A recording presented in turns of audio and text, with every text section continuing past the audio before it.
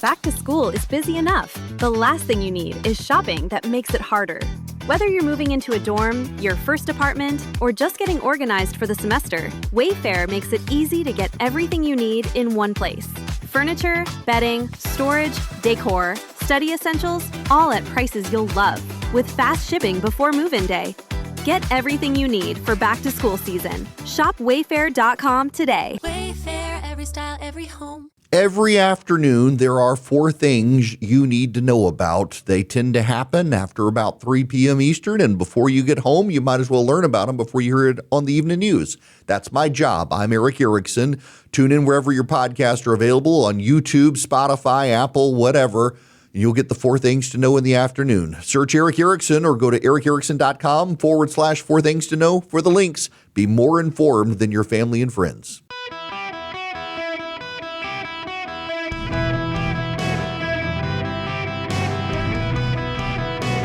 Welcome to the Erick Erickson Show podcast, Hour 2. Hello, America. It's Erick Erickson here. The phone number, 877-973-7425, should you wish to be on the program. I have a question for you. If you were presented with a candidate who does not like college or professional football and thinks that it's violent and toxically masculine, hates fireworks and believes they should be banned on the 4th of July, believes that the border should be open and the Second Amendment should be repealed, is that the sort of candidate you would vote for? Let's take out the Second Amendment of the border. Do you want to vote for a candidate who believes that football is toxically masculine and also that fireworks should be banned on the 4th of July? Do you want to vote for that person? Well, here's Abdul El-Sayed on the one. Football is very much associated with a particularly masculine and oftentimes toxically masculine culture, and so much of it was about you wanted to be able to get back up and play for your team, and you really aren't allowed to show pain or vulnerability. That's part of the sport. Toxically masculine. CNN has uncovered a treasure trove of Abdul El-Sayed's statements from 3 years ago. Conveniently, though they were 3 years ago, his campaign says they are old statements and they are no longer his view. Yeah, now that he's on the ballot, they're no longer his views. How quickly he can change his views from just 3 years ago. Remember, woke one was really crazy.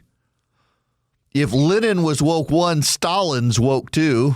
If World War I is woke one, World War II is woke two. I mean, this is where we are with these people.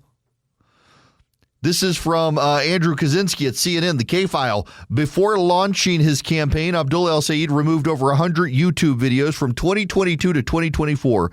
Transcripts show him floating, replacing the Second Amendment, urging an end to fireworks on the 4th of July, and blasting the Republicans for focusing on the border. His campaign says they don't reflect his beliefs today.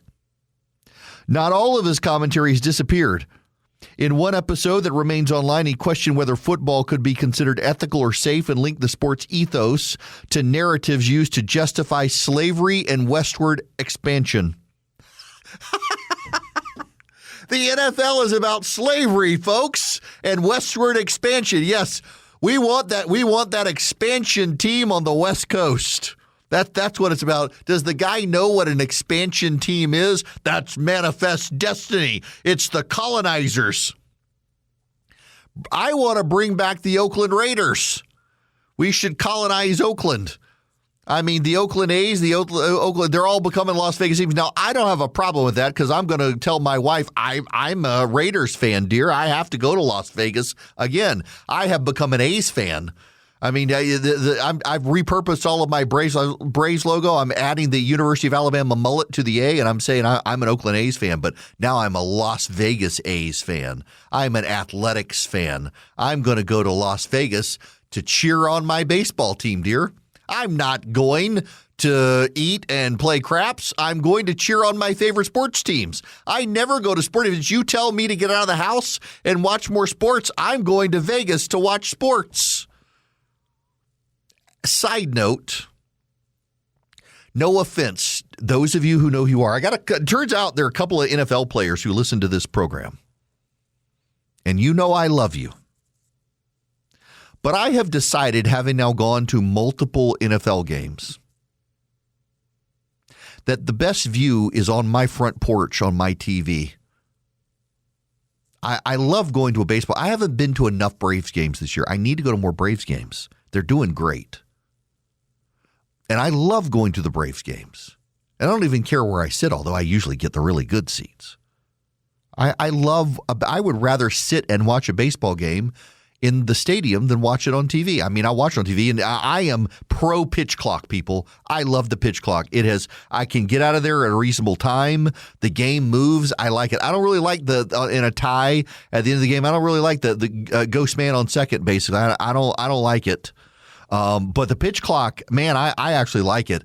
But NFL games, college football games, I still want to go to a UGA game. I've never actually been to a University of Georgia football game. I need to go to a college football game. But the view is better on my TV when I watch football. But this guy, Abdul El-Sayed, believes that football is tied to justifications for slavery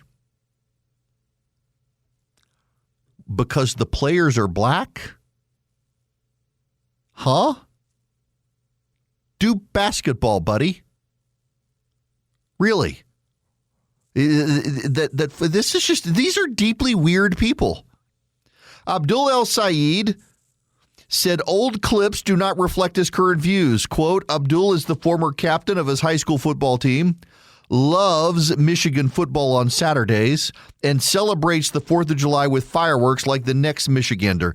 Cherry-picked comments from old podcasts don't reflect his views. Say he literally said it 2 years ago. 2 years ago, he wanted to ban fireworks for the 4th of July. And I'm like, cherry-picked comments from old podcasts reflect his beliefs today.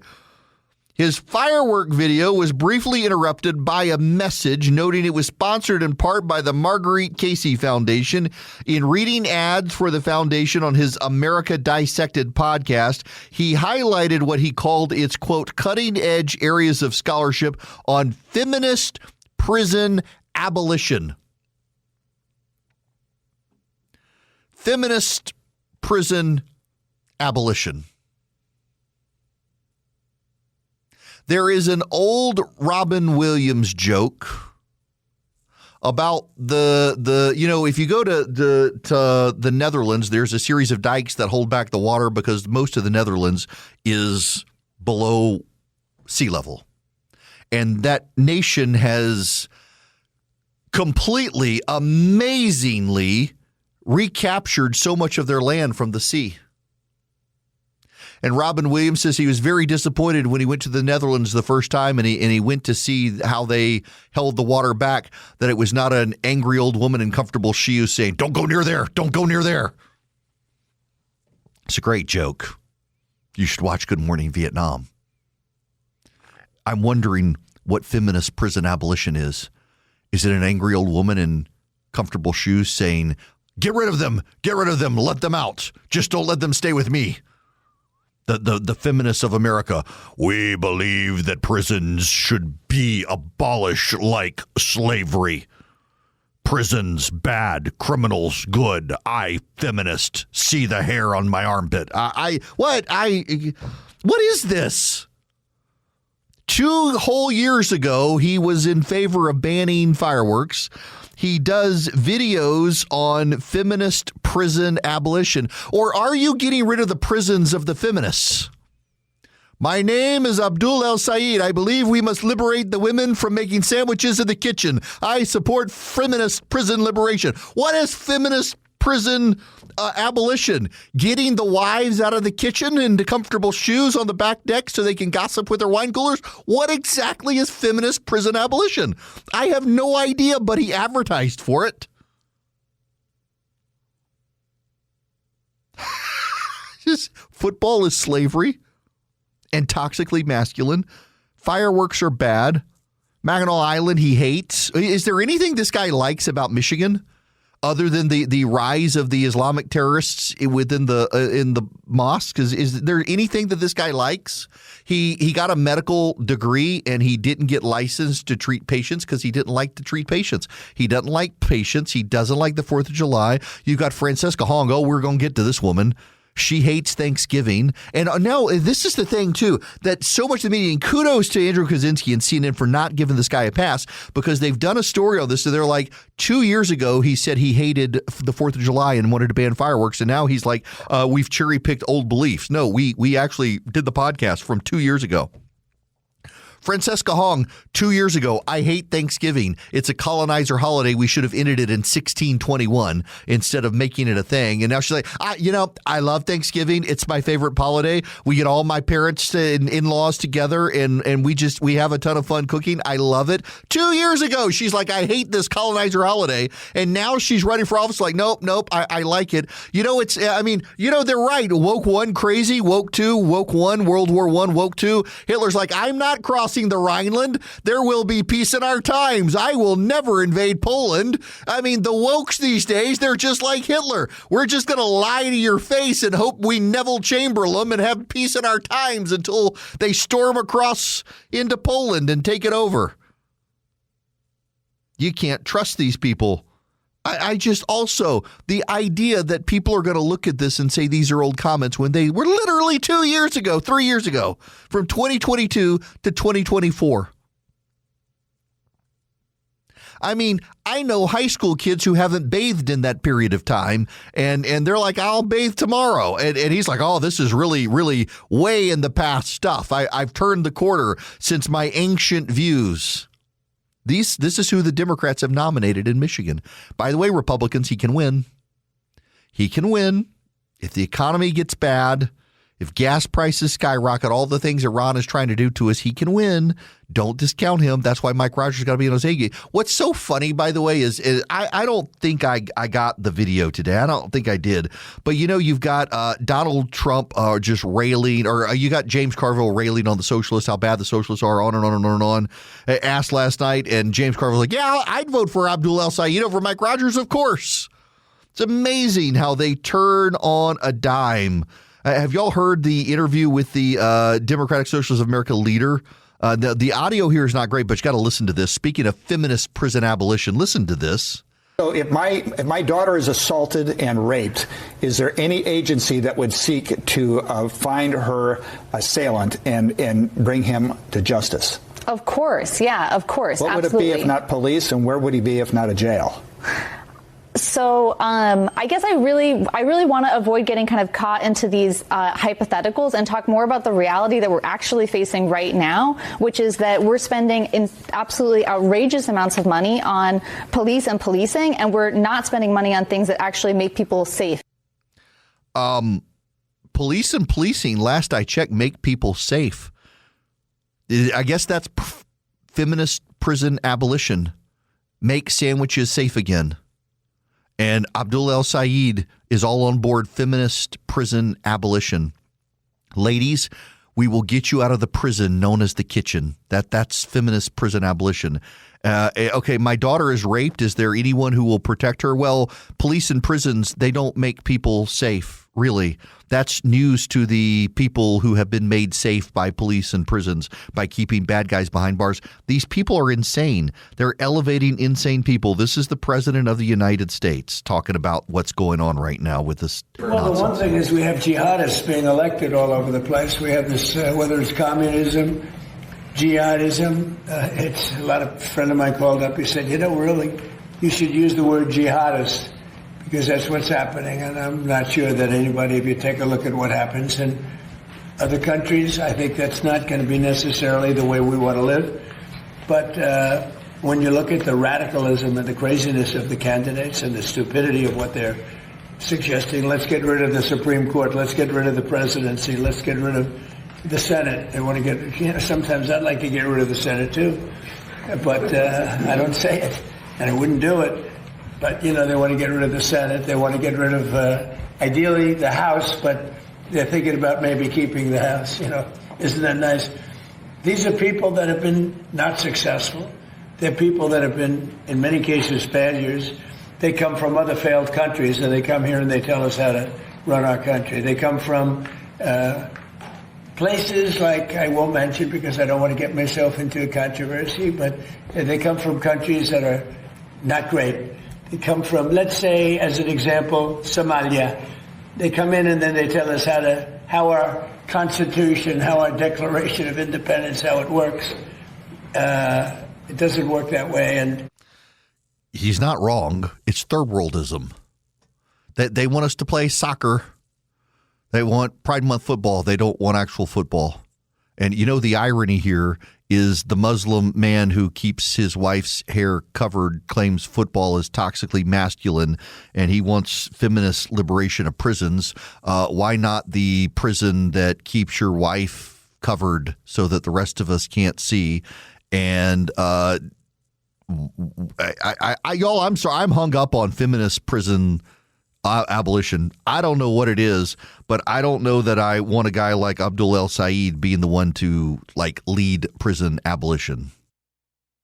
My friends, I am delighted to have you with me. The phone number 877-973-7425. I will take your phone calls when we come back. I ran long that last segment, and this is a crisis in the making. They're still having that massive heat wave in Europe. Want to take my family over in June next year to Italy, and everyone say it's going to be super hot. It's like, y'all, we live in Georgia. We'll be fine. The biggest cheese banks in Italy store over 300,000 wheels of Parmigiano Reggiano.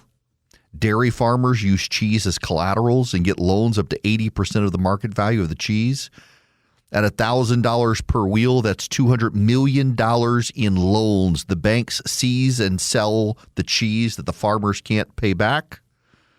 The banks use automated machines that brush and turn the cheese wheels every day to keep them fresh. And it's so hot that the cheese is beginning to look like it might melt in the cheese banks. That's right. We could have a lot of melted, and Parmesan isn't really a melty cheese, so that's not going to be good. I had no idea there was such a thing as a cheese bank, but there is.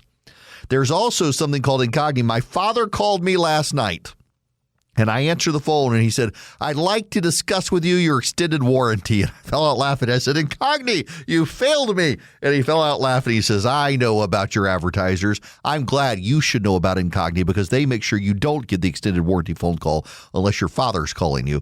You don't get the telemarketer spam, all of that. Why? Because data brokers sell your information online. And Incognito sends takedown notices, legally binding takedown notices, and then they follow up to make sure your information stays down so you don't get them selling your data to the telemarketers, to the scammers, to the frauds.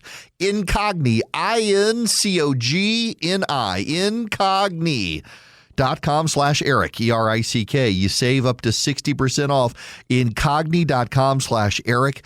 Take your privacy back online. Have Incogni tell the telemarketers to delete your data. Stop your phone ringing with the telemarketers. Incogni can help you do that. Incogni.com/Erick. Greetings, my friends. It is Erick Erickson here. The phone number 877-973-7425. Let's go to the phones. James, waiting patiently. Welcome. How are you? I'm doing well, but I'd like to talk a little bit about the TPS for the Ukrainians since it's going to be possibly canceled in the next month or so. Yes. So they have to announce by the middle of this month, the 19th, I think, to either continue the TPS for the Ukrainian people, mostly women and children, by the way, that are here working and doing everything else for themselves to stay out of the war. If they don't announce that, and they have to go home by October, in the middle of October. But when asked about it, Pete Hegseth had said that, temporary means temporary, coming from, the SCOTUS ruling for the Haitians. But, this is a completely different situation from the Haiti refugees that were here. Yeah. With I don't know if you know it or not, but Russia has free range now since there's no more Patriots to fire it at and take the ballistic missiles down. think you touched on it earlier, that there was a deal that was a possible thing to let Ukraine manufacture Patriots, but apparently that got canceled or something. I'm not really sure why. But this is the exact reason why TPS was created, is to keep people out of war. Look, I don't disagree with you, James, at all, and I hope that they consider extending it because, yeah, with the I hope we do give Ukraine license. My morning piece on my morning email was about letting Ukraine manufacture the Patriots, see if they can do it better than Lockheed and Raytheon, do it faster, do it better, make them better. We should be allowing them to do that. There is a shortage of those missiles. Ukraine is now, yesterday, 17 buildings were destroyed in Kyiv by the Russians because there were no Patriot missiles to protect them. People are actively dying on a daily basis there. It is different from Haiti. Haiti is a collapsed nation, and perhaps having been in the United States for a while, the people can go home there and now revitalize and rebuild Haiti with what they've learned in the United States. But you can't go home to Ukraine to rebuild Ukraine when on a daily basis the Russians are bombing the snot out of it. We should protect those people. You're absolutely right. This is what the temporary program is all about. We don't need to send those people home to war, the women and children who probably there's a high chance of dying. I hope they reconsider this. Now, we have talked about Abdul El-Sayed. Abdul El-Sayed is the Michigan Democrat Senate candidate. He is a Democratic Socialist of America candidate. He is a Islamic communist. But we need to talk about what Senator John Kennedy of Louisiana is referring to as the Lululemons. Instead of Lululemon, the yoga pants, the Lululemons, the feminist communists of America who want to take over. Francesca Hong of Wisconsin, who wants to take over. Listen to her in this interview. I learned then you have some hot takes, sometimes bad takes on Twitter, and I let my feelings out into the world. And right now, as governor, what I'm most serious about are the issues that voters are telling me they want solutions for permanent affordability, to tax the ultra-rich, to make sure we're getting corruption like he is out of politics, to make sure that we're fully funding public schools and that we're fighting for universal childcare and raising wages. Taxing the ultra-rich. You know, they were saying tax the billionaires. They're now saying tax the millionaires. Taxing the middle class is always coming with the Democrats. That they keep moving the goal posts. Francesca Hong is a nut. The Democrats are openly. I mean, I put it this way: Abdul El-Sayed has a better chance in Michigan of winning than Francesca Hong has in Wisconsin. And let me just tell you the story of why she's not going to win. Imagine the ad campaign. A 32-year-old teacher messaged a 13-year-old student of his every day for 6 months. It was 30, not 32, 30-year-old teacher. He messaged a 13-year-old girl, one of his students, every day for 6 months. He told her he wanted them to be together forever. He told her she had a nice body. He told her he was jealous when she talked to other boys. He sent her pictures of himself shirtless in bed. The cops arrested the 30-year-old teacher. But when they tried to charge him, they realized nothing he did was actually illegal under Wisconsin law.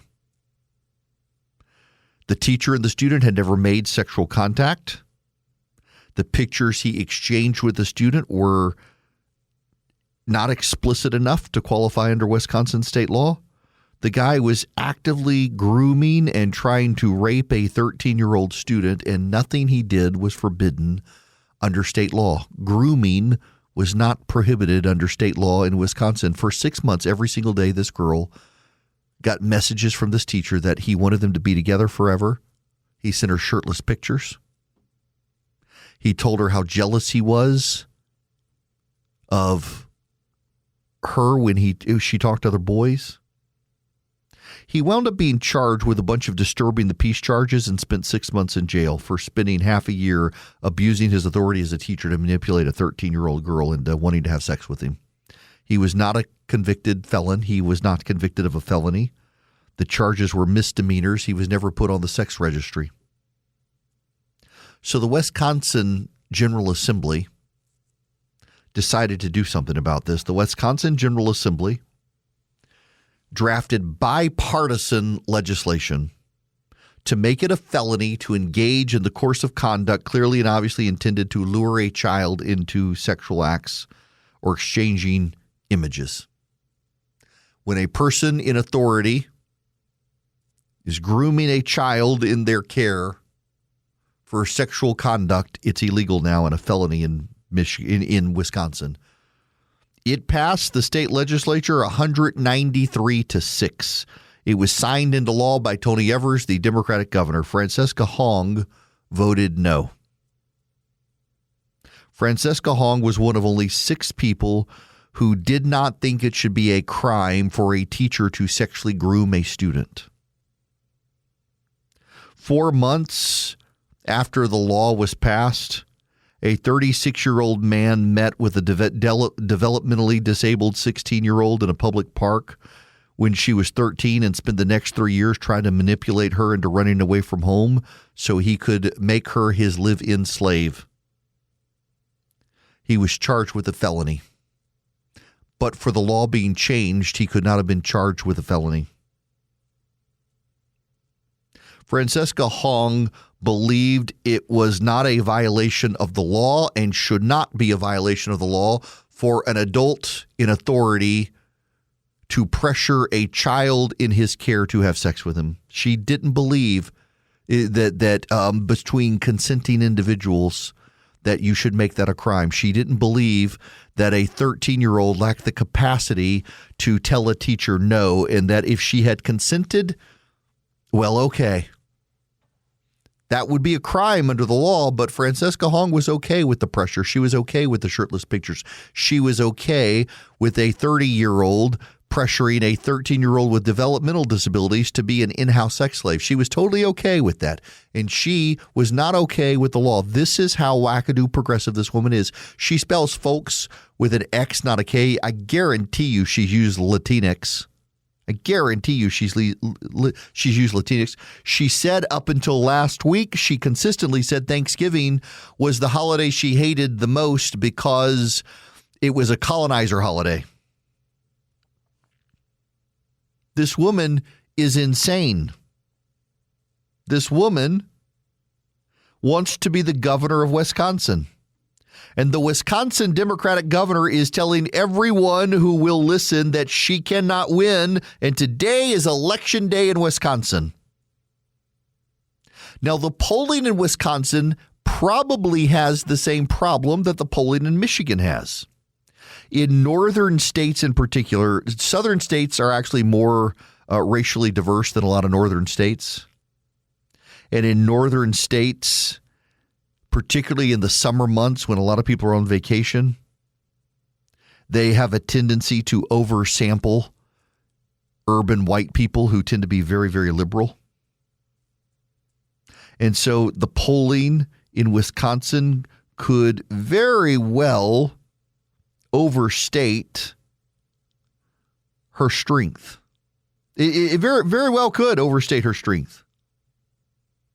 But according to the polling right now, the last Marquette poll came out at the end of July, and it was Hong 38, Crowley 7, Barnes 16, and Mandela Barnes dropped out of the race. Why did he drop out of the race? Because stories were about to come out about Mandela Barnes sexually harassing women. That's why he dropped out of the race. He's the lieutenant governor. Stories were on the verge of coming out about him sexually harassing women, and he dropped out of the race before the stories came out and the press stopped the stories. We haven't had good recent polling in Wisconsin, but the Democrats are completely freaked out about Francesca Hong winning. They do not have a deep bench there, which is kind of funny given how dominant the Democrats have been in that state. She was a cook. She was a chef. She was a progressive activist. She doesn't have a deep background in policy. And she absolutely believes in all the wackadoo things that all the wackadoo progressives believe. Philip just sent me the Kalshi odds. Francesca Hong has a 94.9% chance of winning based on the prediction markets for Kalshi. I'm not getting paid by Kalshi for that, by the way. Maybe I should. They've all been throwing money at me for these prediction markets things. I don't recommend you use the prediction markets, but look, I'm watching Kalshi right now, and money is pouring in. There's $330 betting on Francesca Hong. There's $39. David Crowley is at 5%. Now, they could totally be oversampling David Crowley. David Crowley is black, though, and urban progressive white people, they don't really want to vote for a more conservative black person when they have a non-white female Asian with wackadoo beliefs. They could do it. It is a luxury belief, by the way, of the left to believe that their versions of progressivism will go very far in this country, even in a place like Wisconsin. Luxury belief these people have. And the Democrats, meanwhile, are doubling down on defense of Hassan Piker, among other things. I'll tell you what's going on here. I want to play this clip for you. I was going to save it, but I want to play it now. This is Zohran Mamdani, the mayor of New York City. He's on an interview, a Islamic American Turkish podcast. You know, Hassan Piker was interviewed years ago by Cosmopolitan magazine on his rise and why he wanted to come to the United States. Hassan Piker now tells Rolling Stone magazine this year in a current cover interview that he wanted an American college because everybody loves American culture. They may hate their politics, but everybody loves America. Hassan Piker, several years ago in an interview with Cosmopolitan magazine, when asked why he wanted to move from Turkey to the United States, said it was because he was a virgin and everyone knew American college girls were easy. That's what he told Cosmopolitan magazine. Now he's changed his story. This is Zohran Mamdani talking to a Turkish American podcast about how Muslim Americans can use their influence. I think that with the interesting thing about our communities here is I think that minority communities, because we have never had representation, we are tied much more to identity. White communities, they've had representation forever. And so for them, their tie is a little less identity and a little more ideology. And so what I mean by that is we have a lot of voters here who think of themselves first as progressive voters. Mm-hmm. And so we reach out to them speaking about our platform, our progressive platform. And you're very right that you need someone in the middle to be a validator, someone to tell them to trust us, believe in us. We've had that with Tiffany Caban and Cynthia Nixon. First of all, notice the accent he puts on when he's talking to the Islamic community. He speaks with a foreign accent when he speaks to foreigners. When he speaks to Americans, he loses the accent. But also, he wants to be in the middle as the validator to tell the white progressives like Cynthia Nixon that she should side with him, a Muslim, to advance his agenda that they agree on progressive values. Well, yeah, it is the Red-Green Alliance. The Reds are dead when the Greens rise. When Islam rises, they go after the progressives. We saw it in Iran. They're essentially using the same playbook the Ayatollah used in Iran. Ally with the progressives, take over, and once you take over, kill all the progressives. That's where the Muslim uprising in the United States among the Islamists is going to head. And it is the white progressives of America who are going to go headlong into this before they lose their heads. And you've got Mamdani on video pretty much admitting this is their playbook. You got El-Sayed now in Michigan, and you got the white progressives of America making it happen. Hello, welcome. It is Erick Erickson here, 877-973-7425. Should you wish to be on the program, I would be delighted to have you with me. If you text Erick, E-R-I-C-K, to 33777, you can get the live stream and the show notes and the podcast and the 4 Things New in the Afternoon and the YouTube link and the Facebook link and the Instagram link and every other link you need. I didn't put up many cooking photos this weekend, and I need to. By the way, I do have a camera crew coming to my house later this month to film me cooking. In particular, the cinnamon roll recipe. The cinnamon roll recipe would be fantastic and helpful because all of you have been asking for it. So we will see. So I will keep you posted on that. I'm working on the cookbook. I had some people reach out yesterday about photographing for the cookbook. We'll see. Work in progress. I'm having those conversations, but it should be good. Now, when we come back, listen. Today was not intended to be thematic. There's just so much about the Democratic Socialists out there and their takeover of the party. And Zohran Mamdani, the mayor of New York, has a slick ad out about how they're going to take on Amazon.com in New York City. And I want to play for you the ad because, ads can be persuasive. And the ad sounds very persuasive until you know the actual facts. These people are out to kill the middle class. The bourgeois are the upper middle class small business owners, and that's who the communists hate. The communists actually hate small business owners, because most people work for small businesses. And so if you destroy the small businesses, you force people into big businesses that the government can more easily control. Going all the way back to the Soviets, Lenin and Stalin hated the bourgeois. They hated the small business owner because the small business owner controlled the means of society more than anyone else, according to them. It was bad. And Zohran Mamdani is now, in the name of a communist populist issue, deciding to go after Amazon, and he's actually going after the small businesses of New York City. I'll tell you all about it when we come back. But first, I got to tell you about Rinnai and their tankless water heater, which you need. I was actually with a buddy of mine this morning, and he brought it up to ask me if it was really, are you really selling it or is it that good? I was like, y'all, I had one in my house for 2 years before I was an advertiser. I love this thing. We never run out of hot water in our house. Now, we don't have small kids anymore, but I remember when we had small kids, it's a battle over bath time with the kids. And now as my kids have gotten to be teenagers, my son is suddenly showering on. He went from never showering to showering like multiple times a day. My daughter has massively long, thick hair, so they can't take showers without the tankless water heater. One costs the other one the hot water, and then there's a fight, and we don't have fights over hot water anymore. You won't either if you go to talkingtankless.com and get a Rinnai tankless water heater. Talkingtankless.com. You get the Rinnai tankless water heater, and it's a marvel. You never run out of hot water. You have hot water forever. They're reasonably priced. You can even find a certified professional to install it. The website is talkingtankless.com. Get your tankless water heater and get a certified professional to install it and never run out of hot water again thanks to Rinnai. Talkingtankless.com.